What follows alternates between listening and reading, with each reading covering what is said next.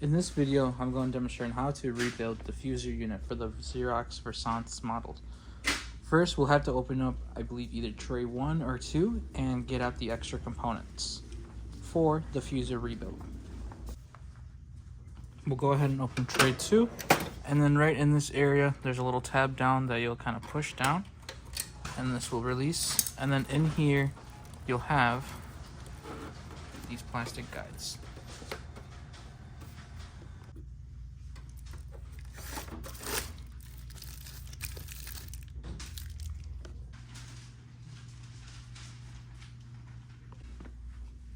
First, we'll open the door.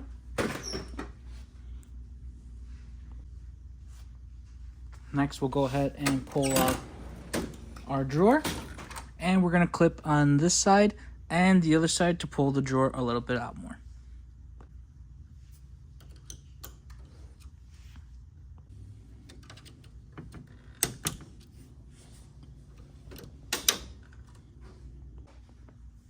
Now that we have the drawer fully pulled out, next we're going to go ahead and take off this cover here. We'll have one screw here and one screw here to take off this little piece off as well. Once we have those off, we'll move on to the next step.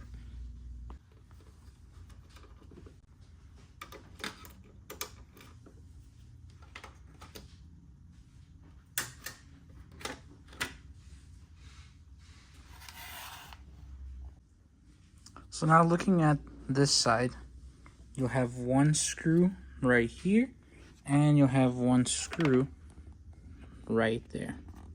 And then this is going to be able to open up like so.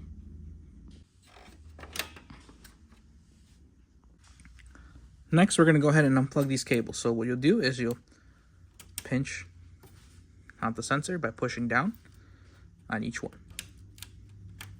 And you'll have to undo this little tab here.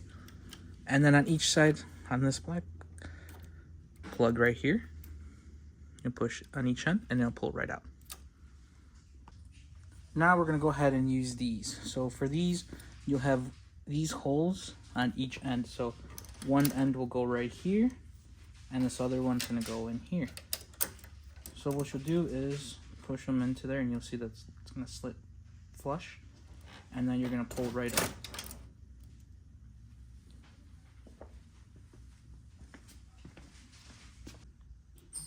Next, we're going to aim by taking this plate off here. So you have one screw here and one screw here.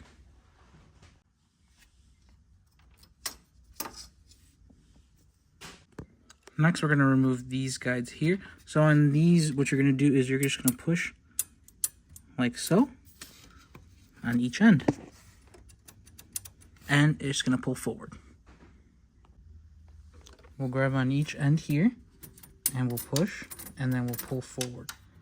So as you can see, we'll go like this on each end, and then you'll push forward. And then when you go to put it back, you're gonna make sure you push, and then you'll.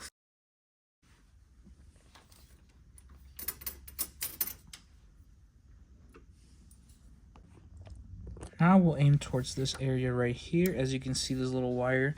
What you'll do is you're gonna push down, and then you'll see it unclip like there.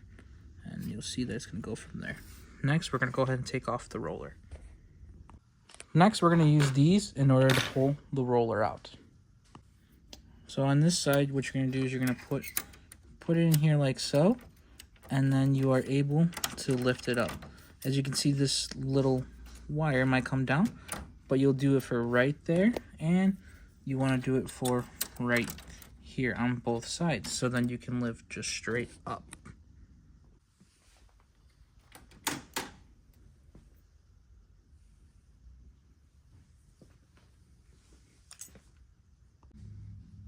Now there is rebuild kits in order if you would like to switch this up here.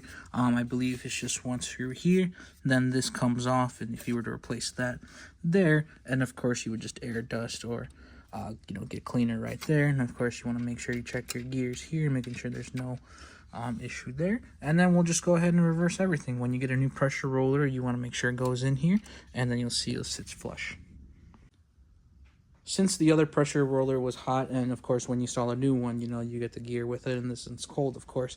When you put it in there, you just want to make sure you line it up, and you make sure you get it in there like so. Then we want to make sure we add our security guide to that roller, so it'll go around the metal ring there and then down and into this little latch here like so. Okay, now we're going to add this on here. So like I mentioned, when you go down, you'll push on each end and then you'll see that it'll sit flush. Next, we're going to add this plate here like so. Line it up with the guides here and here, and then you'll add your one screw there and your one screw there. Next, we'll add our module. So in here, of course, when we put it back, it's gonna go down and then you'll feel it push in like so. So you see it goes in and then it'll go down like so. Then you can remove these. If you know you put the module on correct, if you are able to put this, if you aren't able to put this down, then it's not seated correctly. So you want to make sure you position this correctly, so then when you do, you are able to close that out. And now we add all our cables. So in this case, we'll put the plug back in here like so, and then you have the little guide here where you can close those sensors like so.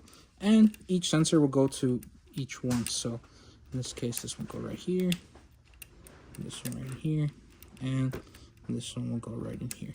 You will have this little excessive piece of sensor laying around, and it'll just kind of go underneath here and look flush like so, like that.